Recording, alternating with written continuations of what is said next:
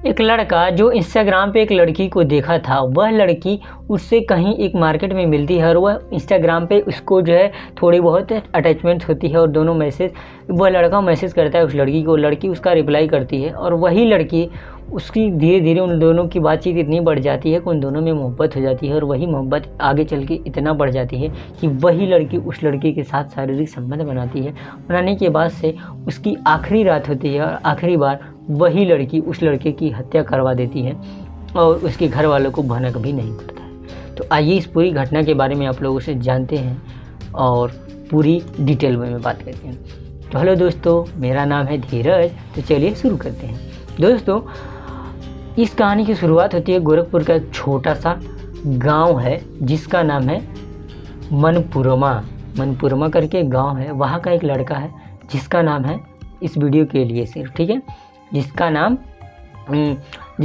इस वीडियो के लिए हम ले लेते हैं दिनेश नाम का एक लड़का होता है जिसको एक पायल नाम की लड़की होती है।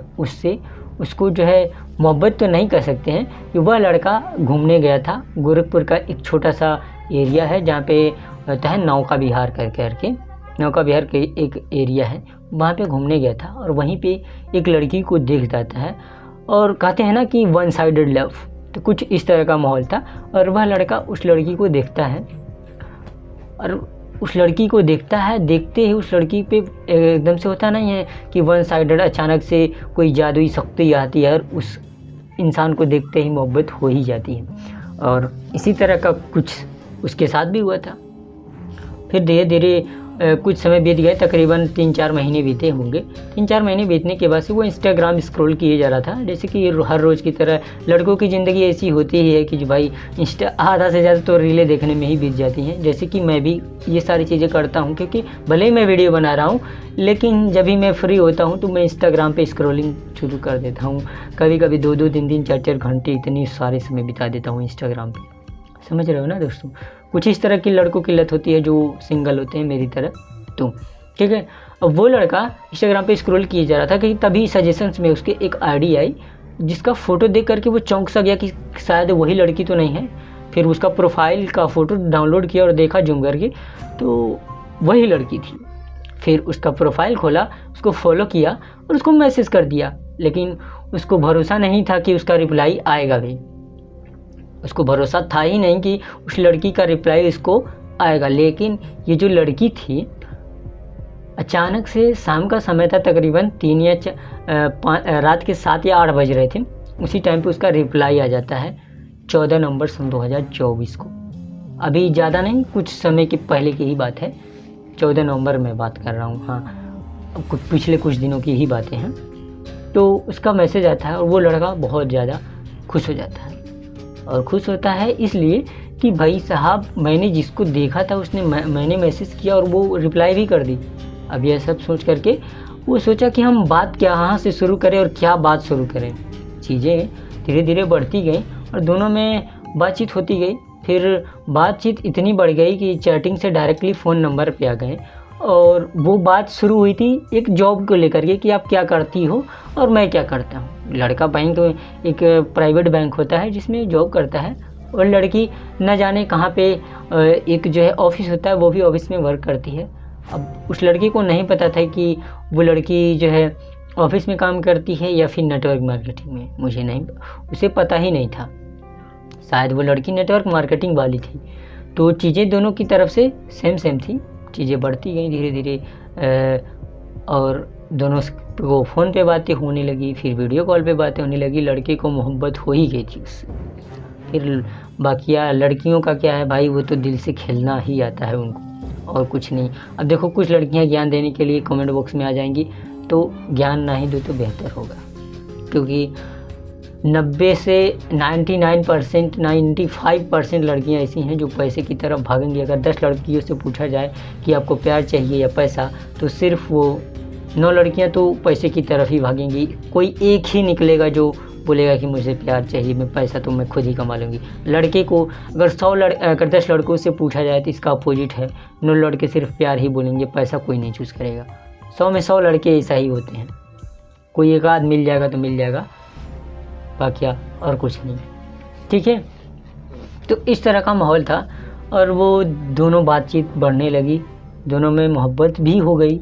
चीज़ें बातचीत बढ़ती गई। वो लड़की उससे मिलने के लिए आती है, दोनों ही लोग मिलते भी हैं और बहुत ही मज़ेदार कहानियाँ होती हैं। दोनों एक दूसरे को दोस्त मानते थे, दोस्ती से धीरे धीरे उन दोनों की दोस्ती इतना बढ़ गई कि वो दोनों मोहब्बत कर बैठे एक दूसरे से। मोहब्बत भी इतनी बढ़ गई कि उस जो लड़की थी वो नेटवर्क मार्केटिंग वाली थी। अब उसको जो है जब भी उस लड़की का फ़ोन बिजी आता था या फिर उस लड़की का जो है मैसेज की रिप्लाई नहीं करती थी, कभी इंस्टाग्राम पे ब्लॉक करके फिर से अनब्लॉक करती थी, तो ये सारा सीन होता था। अब सारी चीज़ें देखते देखते वो लड़का एकदम हैरान सा हो गया था कि आखिरकार वो लड़का भी थोड़ा टेक्निकल फील्ड से बिलोंग करता था और वो लड़का उस लड़की के यानी कि दिनेश पायल की हर वो चीज़ पे निगरानी किया करता था। कब उसका मैसेज आता है, किससे बात, मतलब सारी चीज़ उसको डिटेल मिल जाती थी, पर किससे क्या बात करती है ये डिटेल नहीं पाता था, क्योंकि वो साइबर सेल वालों का काम है, इसका काम नहीं है। लेकिन फिर भी वो इतना टेक्नीशियन था कि वो सारी चीज़ें नॉलेज ले सकता था कि किस तरह से क्या चीज़ें। दोनों धीरे धीरे बातचीत बढ़ती गई और उस लड़की को कोई आखिरकार पसंद कोई और आ गया। उस लड़की ने अपनी कहानी सुनाई और उसके बारे में पूरी कहानी सुन करके ये जो दिनेश था पहले से ही उसको मोहब्बत में गिर चुका था और लड़का भी अपनी पूरी कहानी सुनाया। शायद इसी बात का फ़ायदा वो उठा रही थी और वो उससे बोलती है कि तकरीबन 12,000 रुपये की ज़रूरत है और तुम आ जाओ पास मेरे। और वह लड़का उस लड़की पे भरोसा करके उसके पास 12,000 रुपये ले करके जाता है, लेकिन उसके साथ जो घटना घटती है यह सोच करके आप लोग भी दंग रहे। वह लड़की बोलती है कि 12,000 रुपये हैं, वो बोलता है हाँ है, और वह लड़की बोलती है कि मुझे आपके साथ शारीरिक संबंध बनाने हैं। वह लड़की उस लड़के से साथ शारीरिक संबंध बनाती है। संबंध बनाने के बाद कुछ ही समय बीते थे, वो लड़का सोचा कि अब मैं वापस घर जाता हूँ। घर आने के बाद उसका जो मेन आशिक था वो भी आता है और दोनों मिल करके उस लड़के का वहीं पे कत्ल कर देते हैं और मार करके क्योंकि वो नेटवर्क मार्केटिंग वाली लड़की थी, उससे पैसे से ज़रूर मतलब था। अब चीज़ें इतनी बढ़ गई कि उसके घर वालों को पता ही नहीं लगा कि हमारा बेटा गया कहाँ है। अब सारी चीज़ें, जिस रूम में वो था उस रूम में जो पायल नाम की एक लड़की थी वो उस लड़के का यानी कि दिनेश का कत्ल करके अपने आशिक के साथ फरार हो गई। अब उसके सोचो शारीरिक संबंध भी बनाई उस लड़के के साथ और उसका कत्ल कर दी और वहाँ से फरार हो गई अपने आशिक के साथ पैसा लेकर के। चीज़ें बढ़ती गई और वो नेटवर्क मार्केटिंग वाली लड़की, उसके घर वालों को जब पता चला, लड़के के घर वाले कंप्लेन किए कि आखिर हमारा बेटा कहाँ है। बेटे की लाश मिली, लाश आई तो माता रो करके माता का बहुत ही, उसकी जो मम्मी थी उसका बहुत ही बुरा हाल था। आखिर उस लड़की का प्यार करने का, उस लड़की का जो भरोसा था, वो सारी चीज़ें क्या उसका यही अंजाम था?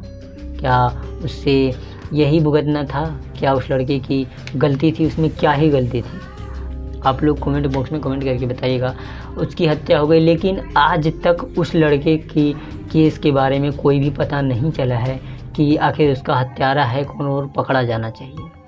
लेकिन पुलिस काम कर रही है, पर ना जाने उस लड़के को